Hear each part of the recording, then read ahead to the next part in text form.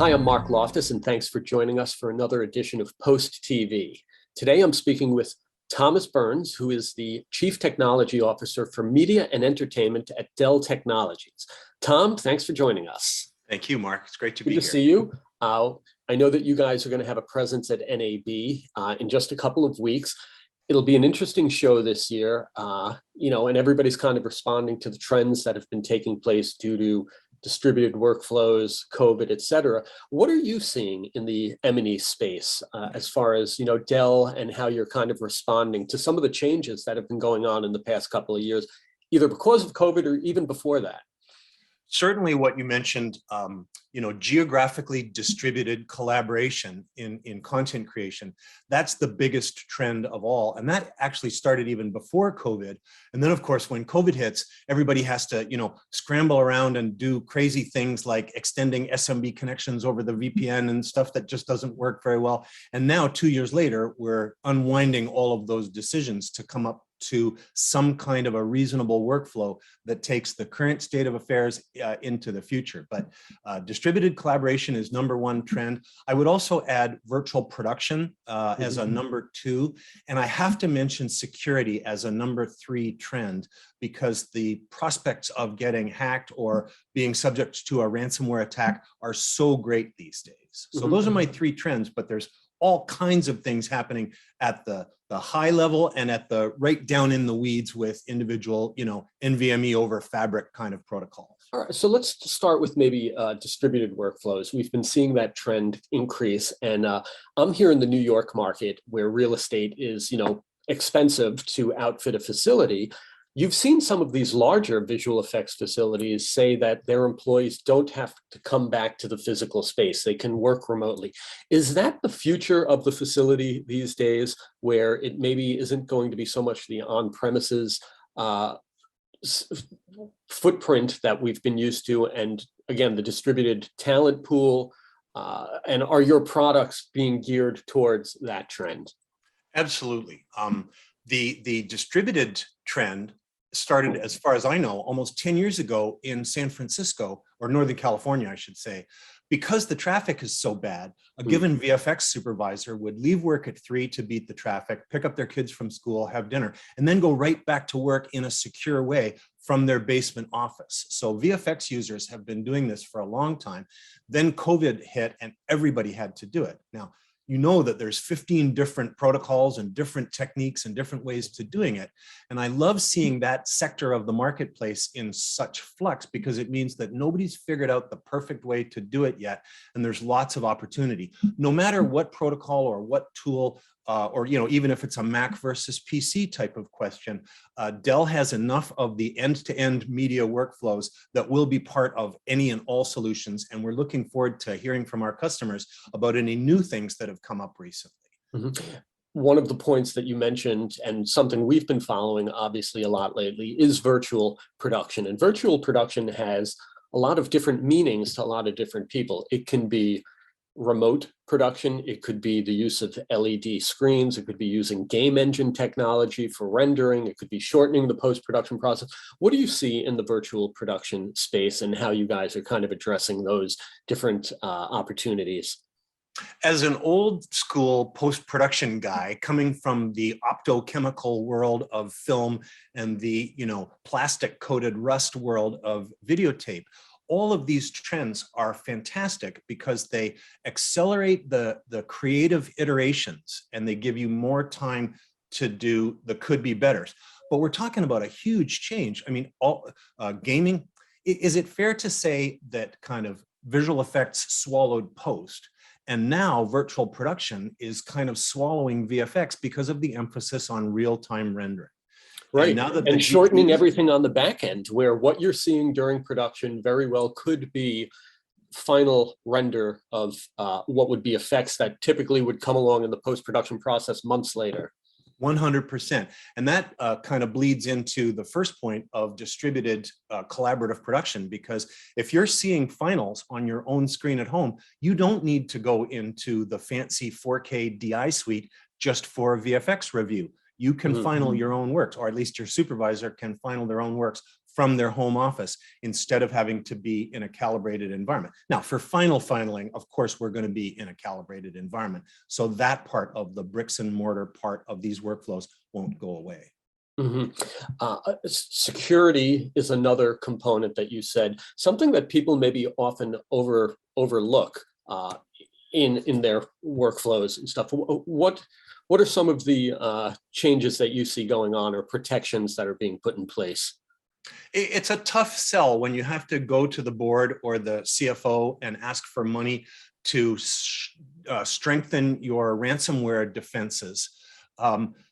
Nobody wants to spend that money, but if you've ever been subject to a ransomware hack, then there's a lot more at stake than just spending the money to do a disaster recovery scenario. In a ransomware scenario, you can do kind of a good, better, best approach where you start with something as simple as snapshots moved to another volume. And it's kind of clunky, but it works. And then you have kind of the middleware where you implement a product such as Superna's Ransomware Defender. And Superna is going to be coming out with their Air Gap 2.0 solution, which we're going to be showing at NAB, which really is the belt and suspenders approach to ransomware or any other kind of malicious actor in your network for those kind of security defenses. What exactly is it? Is it some kind of firewall protection? Is it a software protection? Like, where does it fit into, say, your typical workstation user or your studio that maybe has networked workstations? Let's say you have your production core storage, and you want to be able to have a disaster recovery site that may not be the same quality as your core storage. It may be a lesser capability, but if the snapshots are being done automatically, if they provide a good look at your data at any one point in time, then you can always recover from a ransomware attack. The thing that third-party software such as Superna Ransomware Defender give you is the ability to notice when bad stuff is happening on your storage or in your network and effectively pull the plug to stop the bad stuff from happening. Then you can look at comparing against your disaster recovery site and ameliorate the damage that's been done to date. Hopefully the damage is just a little bit. So you're actually identifying it before it gets to the worst case scenario there. Absolutely, because if you leave it to the operators, half the time these ransomware defenses start encrypting files before any alarm bells go off. That's the kind of thing that Ransomware Defender can spot and shut down without human interaction. When I think of Dell, I always think of the precision line as being the tools that the media and entertainment creatives are using, whether it's for editing or graphics and things along those lines. What's the latest happening with precision? Are there any other products that maybe I'm not aware of that are well suited for M&E?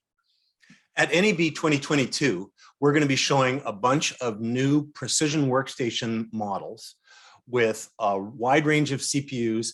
PCIe 4 bus bandwidth gives that media and entertainment oomph for those high volume kind of workflows, as well as high dynamic range displays and even some network gear from Dell Networks that allows you to do leaf and spine or fully meshed topologies.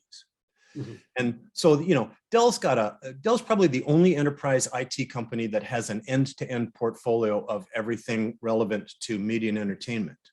But I want to talk a bit more about that distributed collaborative workflow that we were mentioning earlier, because we mentioned the one part, which is the remote protocol by which a VFX artist or somebody can work from home, where it's secure and good quality and interactive if you're trying to do Wacom tablet type of stuff.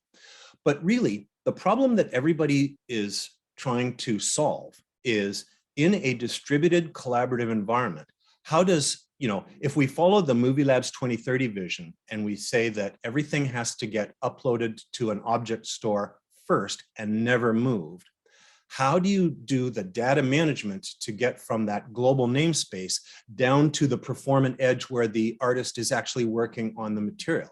Because in this new world, you got to have three things, right? You got to have a global namespace. And right now, the only technology that can do a truly distributed global, strongly consistent namespace is an object store.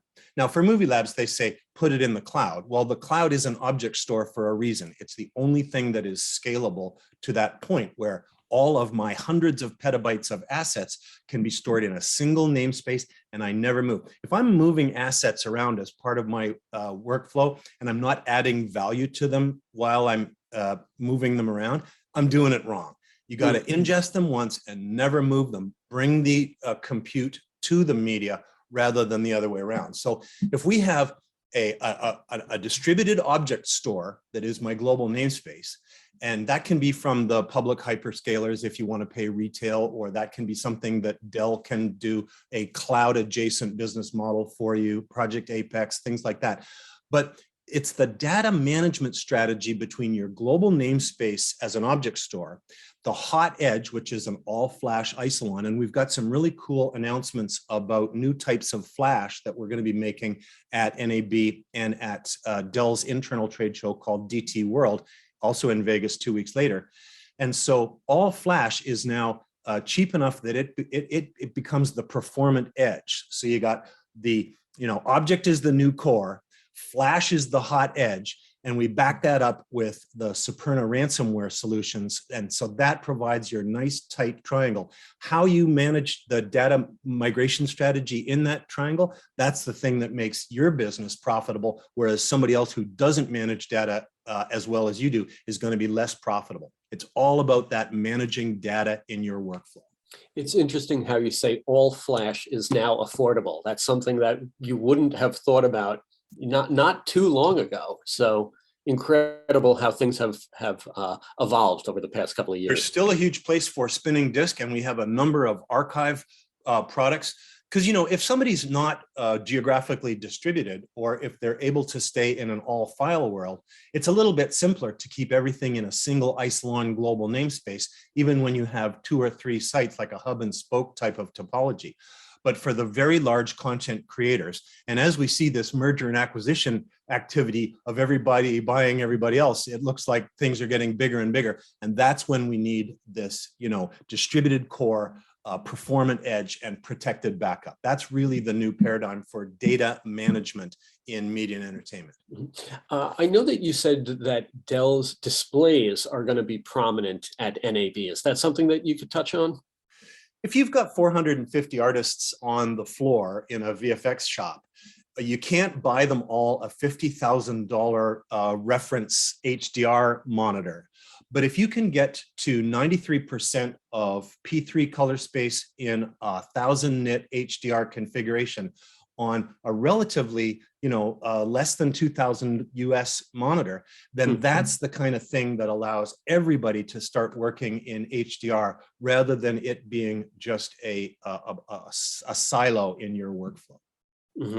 Great. Well, I'm looking forward to connecting with you in a couple of weeks at NAB, seeing some of this new technology in person, and hopefully we can talk later on in the year just to see how these trends have moved forward. Looking forward to it. Great. Thanks for your time, Tom. We appreciate you sharing some insight as to what's going on with Dell Technologies, and look forward to connecting again. Thank you, Mark.